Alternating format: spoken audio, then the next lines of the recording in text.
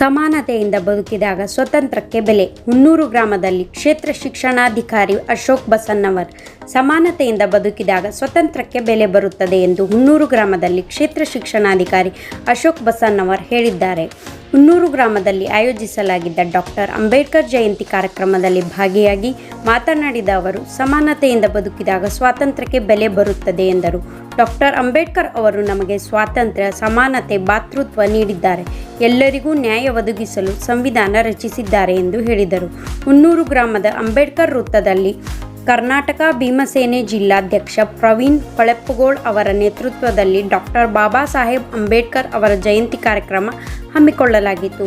ಈ ಕಾರ್ಯಕ್ರಮದಲ್ಲಿ ತಾಲೂಕು ಪಂಚಾಯತ್ ಇಒ ಸಂಜೀವ್ ಜುನ್ನೂರ್, ಕ್ಷೇತ್ರ ಶಿಕ್ಷಣಾಧಿಕಾರಿ ಅಶೋಕ್ ಬಸನ್ನವರ್, ಸಿಪಿಐ ಮಲ್ಲಪ್ಪ ಮಡ್ಡಿ ಸೇರಿದಂತೆ ಗ್ರಾಮದ ದಲಿತ ಮುಖಂಡರು ಸೇರಿ ಅಂಬೇಡ್ಕರ್ ಅವರ ಪ್ರತಿಮೆಗೆ ಪೂಜೆ ಸಲ್ಲಿಸಿ ಗೌರವ ಸಮರ್ಪಿಸಿದರು. ಈ ಸಂದರ್ಭದಲ್ಲಿ ಕರ್ನಾಟಕ ಭೀಮಸೇನೆ ಪದಾಧಿಕಾರಿಗಳು ಹಾಗೂ ದಲಿತ ಮುಖಂಡರು ಮತ್ತು ಗ್ರಾಮದ ಪ್ರಮುಖರು ಉಪಸ್ಥಿತರಿದ್ದರು.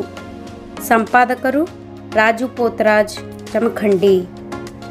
ಈ ದೇಶಕ್ಕೆ ಕೊಡಮಾಡಿರ್ತಕ್ಕಂಥದ್ದು ಈ ಸಂವಿಧಾನದಲ್ಲಿರ್ತಕ್ಕಂಥ ರಚನಾ ಸಮಿತಿಯಲ್ಲಿರ್ತಕ್ಕಂಥ ಎಷ್ಟೋ ಸದಸ್ಯರು ಮತ್ತು ಅದರಲ್ಲಿರ್ತಕ್ಕಂಥ ಮೆಂಬರ್ಗಳೆಲ್ಲ ಮಧ್ಯದಲ್ಲಿ ಬಿಟ್ಟು ಹೋಗ್ತಾ ಇದ್ದಾರೆ. ಕೊನೆಗೆ ಡಾಕ್ಟರ್ ಬಾಬಾ ಸಾಹೇಬ್ ಅಂಬೇಡ್ಕರ್ ಅದನ್ನ ಈ ರಥವನ್ನ ಸಂಪೂರ್ಣವಾಗಿ ತೆಗೆದುಕೊಂಡು ಹೋಗಿ 2 ವರ್ಷ 11 ತಿಂಗಳು 18 ದಿನಗಳವರೆಗೆ ಈ ಸಂವಿಧಾನವನ್ನ ರಚನೆ ಮಾಡಿದ್ದಾರೆ.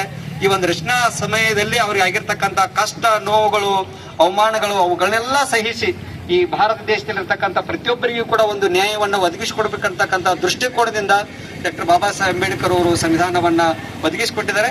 ಆ ಸಂವಿಧಾನವನ್ನ ಅರ್ಥೈಸಿಕೊಂಡು ಬಿಟ್ರೆ ನಾವೆಲ್ಲರೂ ಕೂಡ ಇಲ್ಲಿ ಇನ್ನೂ ಸಮೃದ್ಧಿಯಾಗಿ, ಸಮಾನತೆಯಿಂದ, ಆರ್ಥಿಕವಾಗಿ ಇನ್ನೂ ಸಬಲರಾಗಿ ಬದುಕಲಿಕ್ಕೆ ಸಾಧ್ಯವಿದೆ.